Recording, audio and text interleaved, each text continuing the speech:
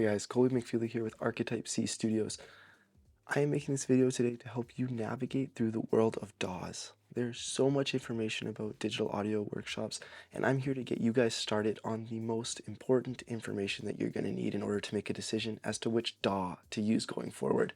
So, to start out, let's just acknowledge why we're all here. At one point, I was just like everybody out there. Honestly, and I still sometimes feel like I'm there. I was lost. I wanted to record music. As you can see, I love playing guitar. I love singing. I love all types of music, but I just struggled to actually record it. So it's been kind of my life's mission for the last several years to learn everything I can about how to record music at home. I'm not a music school student.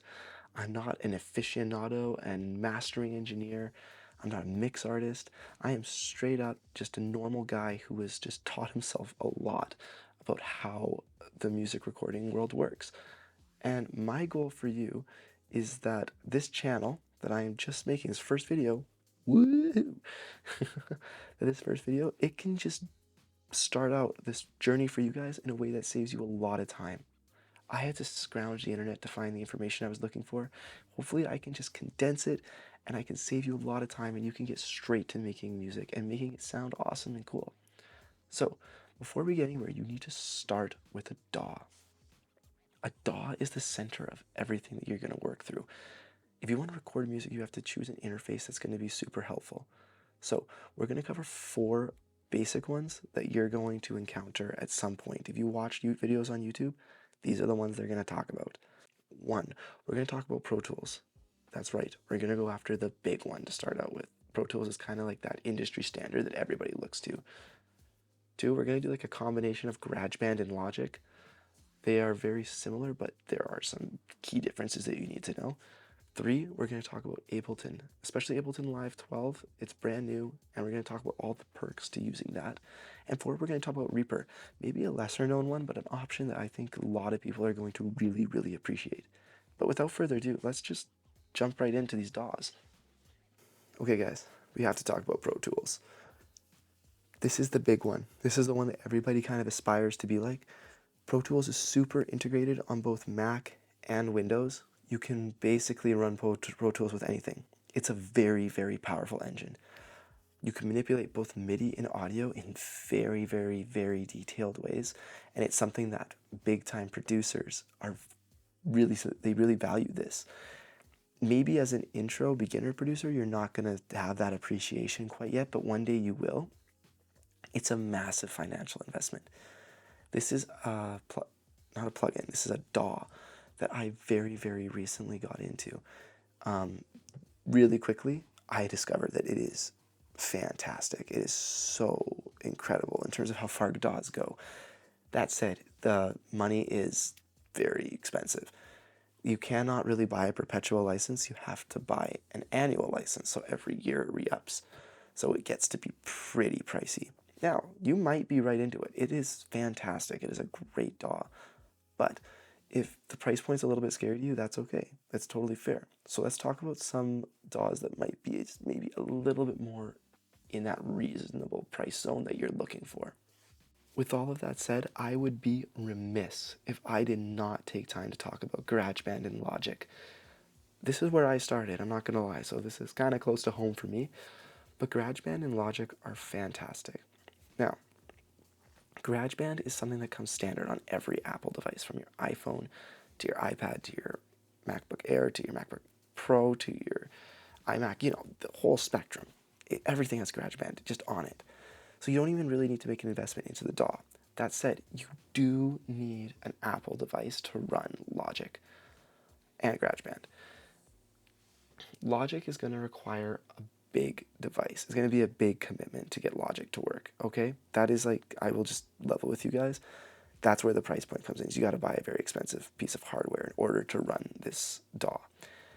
If you already have an Apple, this is a no-brainer as far as I'm concerned. I think that the Logic route makes sense. It's incredibly powerful.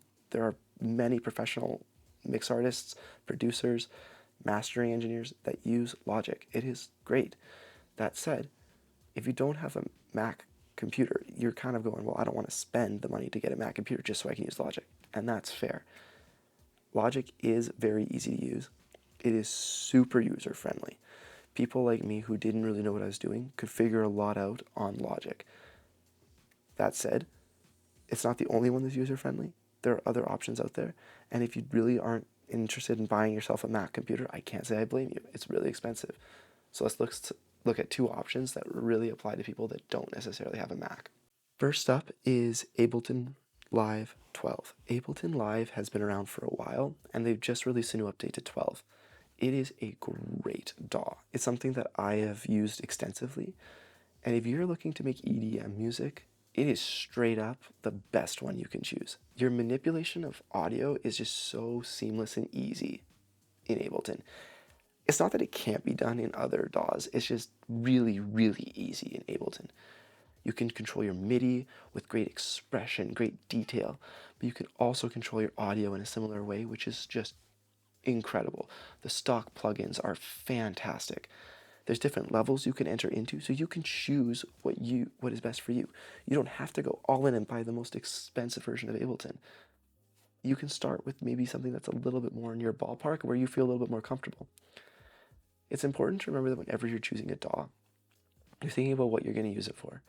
And that's where I go back to saying, if you're thinking about you want to make electronic pop music, even maybe some hip hop stuff, if you're looking at anything that's like very electronic, I highly recommend looking into Ableton. It is fantastic.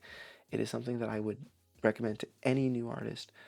Go get the cheapest version you can and get started. And then if you love it, you can integrate into a more expensive version. There's great options out there. So I highly, highly, highly recommend that you use Ableton Live 12 if you are not using a MacBook and you are at all interested in using EDM. Even if you're on a MacBook, if you want to make EDM or pop music, I would highly recommend looking at Ableton Live 12. Last but not least is Reaper. Reaper is, I have to be totally honest with you guys, it's the one that I know the least about. It's not to say that it's not a really good DAW, it's just the one that I've put the least amount of time in. I found that it was the hardest one to learn. It does everything you'd want it to do. I've worked with people that can use it seamlessly. They've taught themselves how to use it to record really good audio and record really good MIDI, and they can do everything they want to within Reaper. It is a fantastic DAW. It's just one that I personally haven't gotten into just because I found some of the stuff a little bit complicated to use. It doesn't mean it is complicated, it just means I find it complicated.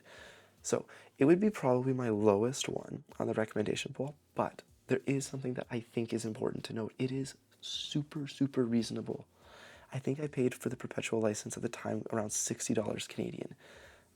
Canadian, in case you couldn't tell. Okay, oh Canada. Now, something really important to remember when you're purchasing this is that there is this free trial option. I highly encourage you to make sure if you're going to use it beyond the trial option, please buy the perpetual license, okay? Some people have said it's a free DAW. That's not true. You need it. They work on an honor system, and you need to buy that perpetual license. It's very reasonable for the power that you get out of it. You're not going to find a better bang for your buck anywhere. That said, if you are looking for something that's super easy to learn and user-friendly, I have found that maybe it's not the most easy to use. If you are looking to save a few dollars and you're willing to put the time in to learn it, definitely Reaper could be a fantastic choice for you. Okay, so we've got all this information. You've got a world of DAWs in front of you. There's only 4, and there's many, many, many more you could choose from. These are the 4 big ones that I would kind of look at in general as the big players in the DAW industry. Now, you're here for me to tell you which one to pick.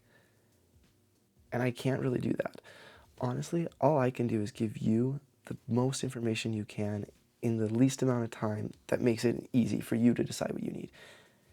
If you're looking to make any level of pop or electronic music, please, I implore you to get started with Ableton. It'll be where you end up anyways, and it is a fantastic DAW.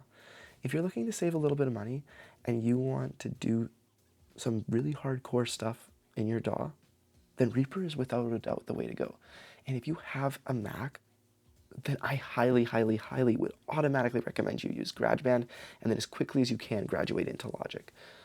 If you can kind of control GarageBand, it'll give you a great start into Logic, okay? So those are my options for you guys. Pro Tools is great. I would recommend it to anybody, but honestly, it is a really big financial commitment to make for somebody who's just starting. I'm not saying you can't. I'm just saying I probably wouldn't recommend it as a starting out DAW. Okay, so there's my picks for you guys. In summary, here's how I would suggest it. If you're doing anything in EDM or pop music, highly, highly, highly, highly recommend starting with Ableton Live 12.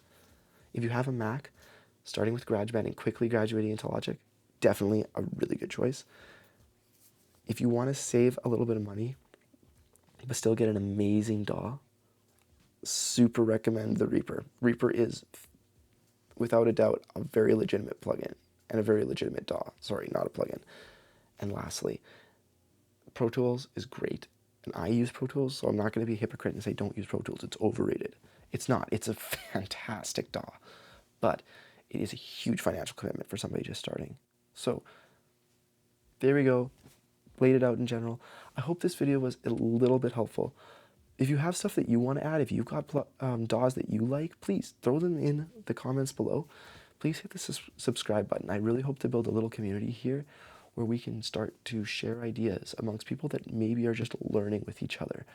That's my goal. If you have stuff that you want to share with me, please send it my way. I love learning. I'm still learning how to do this. It's been an incredible journey, and I hope that you guys are interested in seeing the rest of it through with me. Anyhow, peace out.